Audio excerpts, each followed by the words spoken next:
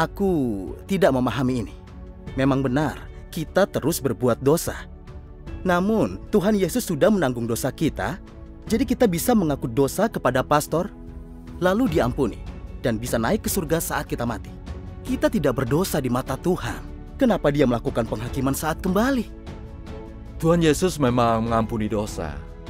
Tapi dia tidak berkata manusia bisa masuk surga jika dosanya diampuni. Apa Tuhan pernah mengatakan itu? Sama sekali tidak.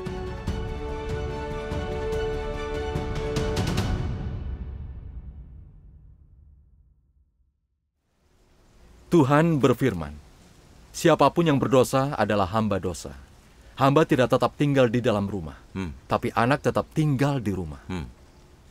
Jadi kudus, sebab aku ini kudus. Amin. Apakah dosa-dosa kita diampuni? Berarti kita tidak punya natur berdosa. Apa itu berarti kita ditahirkan dari kerusakan? Memang benar dosa kita diampuni, tapi kita masih punya natur berdosa dan watak jahat. Jika masuk kerajaan surga, kita akan masih menentang Tuhan. Kita akan terus berbuat dosa dan berkata buruk. Benar. Apa orang seperti itu diizinkan di sana? Akankah Tuhan izinkan orang berdosa masuk kerajaannya? Tidak akan. Tidak mungkin. Itulah sebabnya Tuhan lakukan penghakiman pada akhir zaman untuk menyelamatkan manusia dari dosa dan watak jahat, agar kita bisa tunduk dan menyembah Tuhan. Inilah penyelamatan Tuhan pada akhir zaman. Amin. Tuhan Yesus pernah bernubuat, masih banyak yang harus kukatakan kepadamu, tapi kini kau belum dapat menanggungnya. Tetapi saat dia datang, yaitu Roh kebenaran, dia akan memimpinmu ke dalam seluruh kebenaran. Siapapun menolak dan tidak menerima perkataanku, ia sudah ada hakimnya. Yaitu firman yang aku katakan, itulah hakimnya pada akhir zaman. Kini tiba saatnya penghakiman, dan pada rumah Allah sendiri yang pertama dihakimi. Amin. Roh kebenaran telah datang pada akhir zaman. Dia adalah Tuhan yang Maha Kuasa.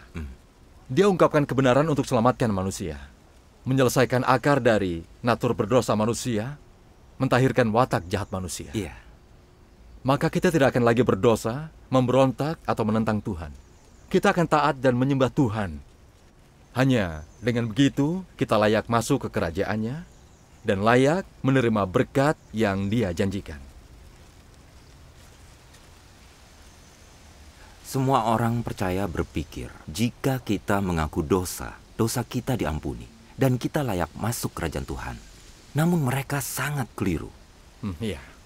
Siapa yang layak memasuki kerajaannya? Tuhan Yesus berfirman, bukan tiap orang yang berseru padaku Tuhan, Tuhan akan masuk kerajaan surga, melainkan dia yang lakukan kehendak Bapa-Ku yang di surga. Amin.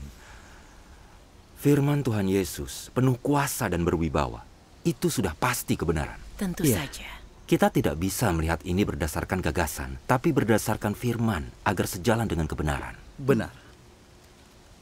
Mari membaca firman Tuhan. Iya, baik. Baik.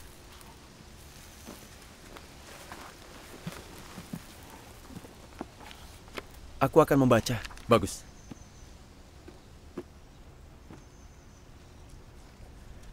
Orang berdosa sepertimu, yang baru saja ditebus, yang belum diubah atau disempurnakan Tuhan, kau dapat berkenan di hatinya? Bagimu, kau yang masih dirimu yang lama, memang benar bahwa kau diselamatkan Yesus, dan kau bukan orang berdosa karena penyelamatan Tuhan.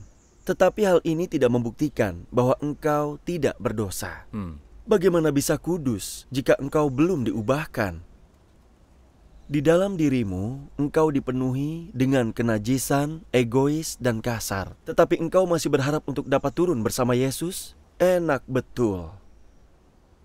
Kau lewatkan satu tahap dalam imanmu. Engkau telah ditebus, tapi belum diubahkan. Agar engkau berkenan di hati Tuhan, Dia harus mengubahkan dan mentahirkanmu. Jika engkau hanya ditebus, engkau tidak mencapai kekudusan. Dengan demikian, engkau tak layak dapat bagian dalam berkat Tuhan, sebab kau lewatkan satu tahap dalam pekerjaan Tuhan mengelola manusia, yaitu tahap kunci berupa pengubahan dan penyempurnaan. Sebagai orang berdosa yang baru saja ditebus, engkau tidak dapat langsung menerima warisan Tuhan. Amin. Kata-katanya sangat bagus. Benar, Setelah mendengar firman, bagaimana perasaanmu? sangat baik. Ini firman yang nyata. Iya.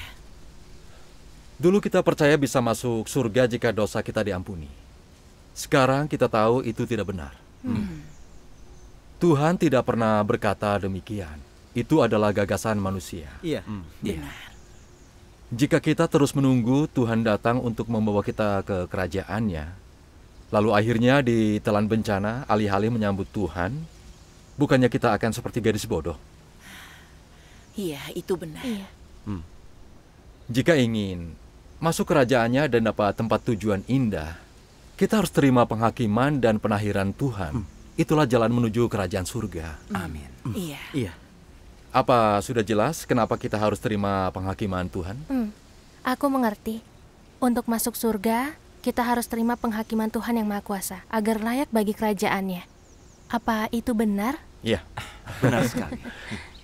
Apa kau masih terus mencari pastor untuk ampuni dosamu dan membawamu ke surga?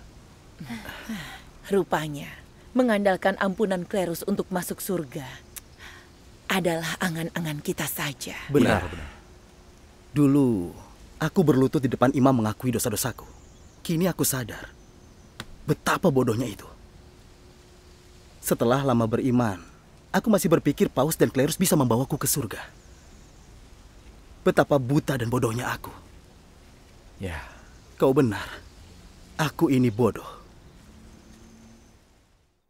Kristus akhir zaman pakai berbagai kebenaran untuk mengajar manusia, ungkapkan esensi manusia, dan membedah perbuatan manusia.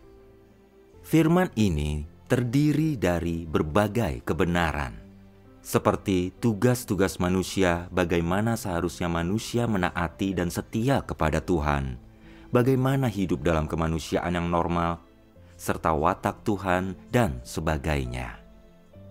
Firman ini semuanya ditujukan pada esensi manusia dan wataknya yang rusak. Secara khusus, firman yang ungkapkan bagaimana manusia menolak Tuhan berkaitan dengan bagaimana manusia sebagai perwujudan iblis dan kekuatan musuh yang melawan Tuhan. Dalam penghakimannya, Tuhan tidak jelaskan natur manusia dengan hanya beberapa kata. Dia menyingkapkan dan memangkasnya dalam jangka panjang. Semua cara penyingkapan, penanganan, dan pemangkasan ini tidak bisa digantikan dengan perkataan biasa, tetapi dengan kebenaran yang tidak dimiliki manusia. Hanya cara inilah yang dapat disebut penghakiman. Hanya dengan penghakiman inilah orang bisa ditundukkan dan diyakinkan sepenuhnya tentang Tuhan, dan membuat mereka mengenal Tuhan. Pekerjaan penghakiman membuat manusia memahami tentang wajah Tuhan dan kebenaran tentang pemberontakannya sendiri. Pekerjaan ini membuat manusia memahami akan kehendak Tuhan, tujuan pekerjaan Tuhan, dan misteri-misteri yang tidak dapat dipahami olehnya. Pekerjaan ini juga membuat orang mengenali esensi rusak dan akar penyebab kerusakannya, dan juga mengungkapkan keburukan manusia. Semua efek ini dihasilkan oleh pekerjaan penghakiman. Karena hakikat pekerjaan ini sebenarnya adalah pekerjaan membukakan kebenaran, jalan, dan hidup Tuhan kepada orang beriman kepadanya. Pekerjaan ini adalah penghakiman yang dilakukan oleh Tuhan. Amin. Pada akhir zaman, Tuhan ungkapkan kebenaran untuk menghakimi manusia. Itu sungguh misteri yang terungkap. Syukur kepada Tuhan. Selama menjadi orang percaya, aku ingin bebas dari dosa. Tapi setelah bertahun-tahun beriman, aku tak pernah bisa. Kupikir aku tak punya harapan untuk masuk surga. Firman Tuhan yang Maha Kuasa membuatku sadar bahwa dosa kita diampuni dengan iman, tapi natur berdosa kita masih ada. Iya. Untuk menyelesaikan akar dosa, kita harus terima penghakiman Tuhan yang Maha Kuasa agar kerusakan kita bisa ditahirkan. Ya, benar sekali. Akhirnya aku mengerti kenapa Tuhan harus melakukan pekerjaan penghakiman pada akhir zaman. Syukur kepada Tuhan. Aku paham, Tuhan perlu melakukan penghakiman pada akhir zaman. Iya, benar. Jadi jelaskanlah, bagaimana Tuhan yang Maha Kuasa lakukan penghakiman? Apa pengalamanmu tentang itu? Coba beritahu kami. Iya, tolong. Kami dengarkan. Baiklah, aku akan cerita. Saat aku menerima Tuhan Yang Maha Kuasa, aku ingin berbagi berita luar biasa ini dengan para klerus lainnya. Tapi tidak disangka, aku disambut dengan persekusi oleh para uskup dan pastor. Mereka berupaya menghalangi jalanku. Bahkan menyuruh orang memorak-porandakan gerejaku untuk menghentikan aku. Itu keterlaluan. Ini keterlaluan. Aku sangat kesakitan saat itu. Saat aku menjadi pastor, umat paroki selalu menghormatiku. Aku dihargai dan dikagumi kemanapun aku pergi. Tapi setelah itu, aku dikutuk, ditolak, dan diludahi. Pikiran bahwa aku kehilangan reputasi dan status membuatku sedih. Aku tersiksa seolah duniaku jungkir balik. Jadi aku berdoa, lalu membaca firman Tuhan Yang Maha Kuasa. Jika engkau termasuk orang yang terkemuka, bereputasi tinggi, mempunyai banyak pengetahuan, memiliki harta yang melimpah, dan didukung oleh banyak orang, tetapi semuanya ini tidak menghalangimu untuk datang ke hadapan Tuhan untuk menerima panggilannya dan lakukan apa yang Tuhan minta, maka semua yang kau lakukan akan menjadi penyebab yang paling bermakna di bumi dan upaya manusia yang paling benar. Jika engkau menolak panggilan Tuhan demi status dan tujuanmu sendiri, semua yang kau lakukan itu akan dikutuk dan bahkan dibenci oleh Tuhan. Amin. Amin. Syukurlah. Membaca firman, rasanya seperti Tuhan menghakimiku secara langsung. Itu sangat memalukan. Aku menjadi orang percaya selama puluhan tahun dan menganggap diriku saleh. Namun saat Tuhan datang, aku tertahan oleh statusku dan enggan melepaskannya dan mengikuti Dia. Apa itu bisa disebut berbakti kepada Tuhan? Jika bukan karena penghakiman firman Tuhan Yang Maha Kuasa, aku tidak mengerti yang kulayani adalah statusku sebagai pastor. Yang ku kejar adalah rasa kagum orang. Aku bukannya melayani Tuhan. Benar.